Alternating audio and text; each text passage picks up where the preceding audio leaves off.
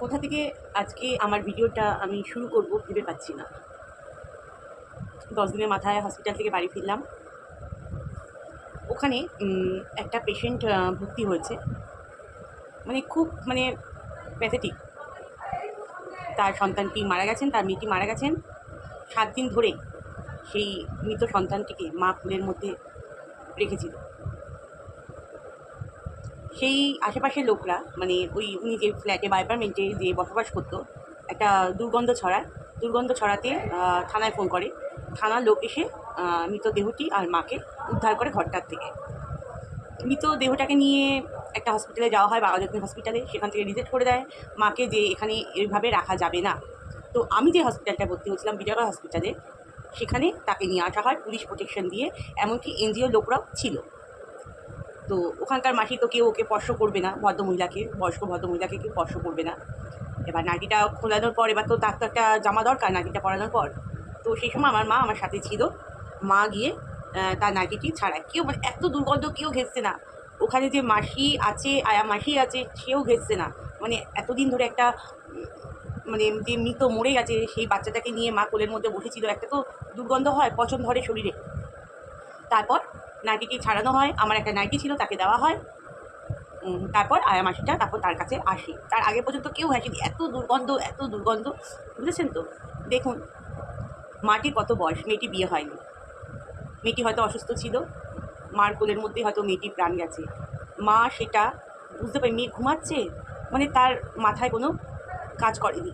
এমন অবস্থা, সে একদম অন্য জগতে রয়েছে, অন্য জগতে। তার কোনো হুঁশ নেই, জ্ঞান নেই, কিচ্ছু নেই।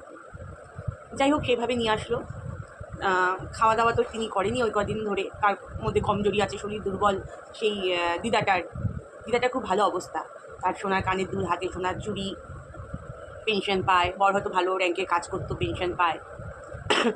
তো সিস্টার দিদি আছে, একজন সিস্টার দিদি তাকে হরলিক্স গুলে বিস্কুট দিয়ে খাওয়ালো। যাই হোক, ওইভাবে ওই দিনটা কাটলো। পুরোটা কাটেনি, সন্ধ্যাবেলার দিকে ভর্তি হয়েছে। রাত্রিবেলার দিকে হঠাৎ উনি মনে হয় বেড থেকে নেমে টয়লেট করতে যাবে। তো পিছলিয়ে পড়ে তার মাথার এই জায়গাটা একটু ফেটে গেছে। ফেটে রক্ত পড়ে তার চোখ মুখগুলো ফুলে গেছে। এবার আমার তো হাতে তো চ্যানেল করা, স্যালাইন চলছে। আমি কোন দিক দিয়ে নামবো, আমি কোন দিকে দিয়ে কী করবো, দিশা করে পাচ্ছি না। তারপর আমার মা আমার সাথে ছিল। আমার মা ফট করে লাফ দিয়ে নেমে গিয়ে সেই দিদাটাকে তুলে বেডের মধ্যে শোয়ায়। কী অবস্থা, ওইখানে থেকে বিভৎস অবস্থা, বিভৎস।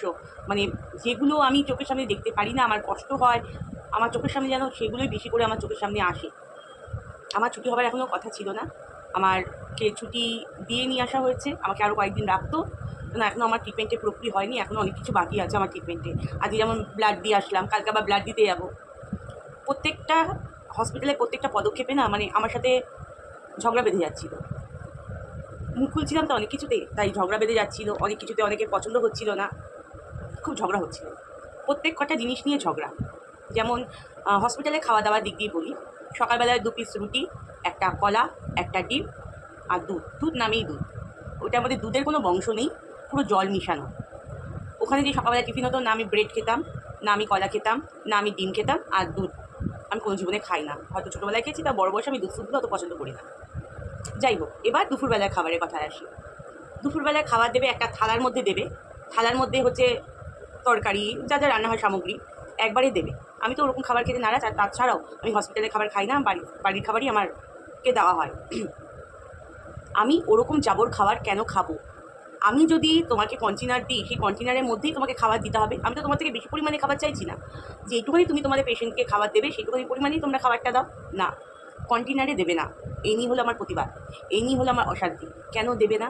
দিতে হবে। বলছে আপনার প্রবলেম। হ্যাঁ, আমার প্রবলেম। বলছে আর 5টা লোক নিচ্ছে, তাদের প্রবলেম নেই। আমি বলেছি যে 5টা লোকটা নিতে বাধ্য হচ্ছে, 5টা লোক নিতে বাধ্য হচ্ছে ওইভাবে জাবর খাওয়া। আমি কেন নেব?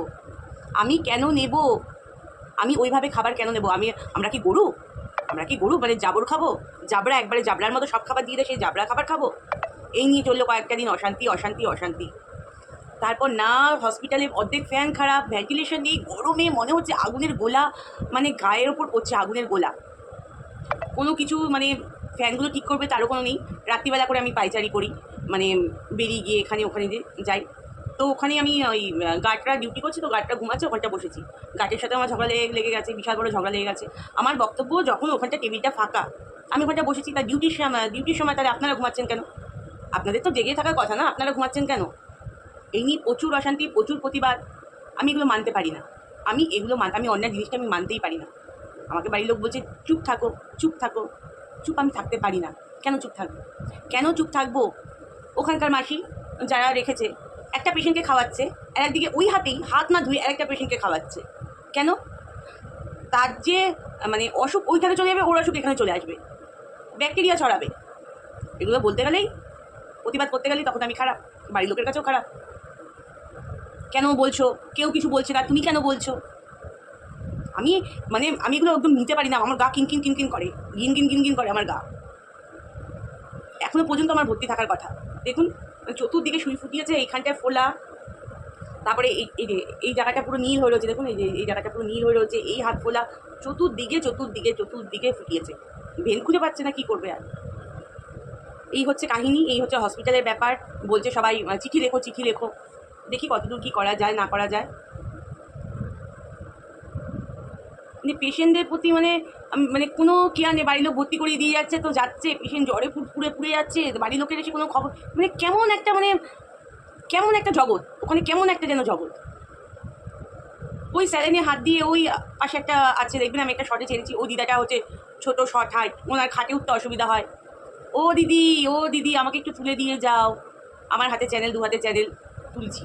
উনিও কিন্তু মাসি রেখেছে, মাসির কোনো কেয়ার নেই। মানে কি বলবো আর, মানে পাগলের মতো অবস্থা। প্রতিবাদ করা যাবে না, মুখটা বন্ধ রাখতে হবে। যে যা অন্যায় করবে করুক, মুখটা বন্ধ রাখতে হবে। প্রতিবাদ করলে চলবে না। প্রতিবাদ করলেই তুমি দোষী। আরও তো কারোর অসুবিধা হচ্ছে না, কোনো পেশেন্টের, তোমারই একা অসুবিধা হচ্ছে। হ্যাঁ, আমার একাই অসুবিধা হচ্ছে। হ্যাঁ, আমি একাই আওয়াজ তুলছি, প্রত্যেকটা পদে তুলব।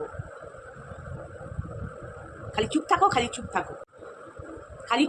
চুপ থাকো। এই চুপ জিনিসটা আমি থাকতেই পারি না। ঝগড়া লেগে যাচ্ছে। আমার ভাই লোক বলছে গার্ডগুলোর সাথে ঝগড়া করেছিস কেন? কি বলেছে গার্ডগুলো আগে শোনো, সেগুলো শুনবে না। কেন গার্ডগুলোর সাথে তুই মুখে তর্ক করলি? গার্ডগুলোর সাথে তোমাদের পিরিত তো তোমরা করো, আমার তো পিরিত নেই, আমি ওখানে পিরিত করতে যাইনি। চলো, অনেক কথা বলে দিলাম। যেখানে আছো সবাই ভালো থেকো, সুস্থ থেকো, এই কামনাই করি। নমস্কার।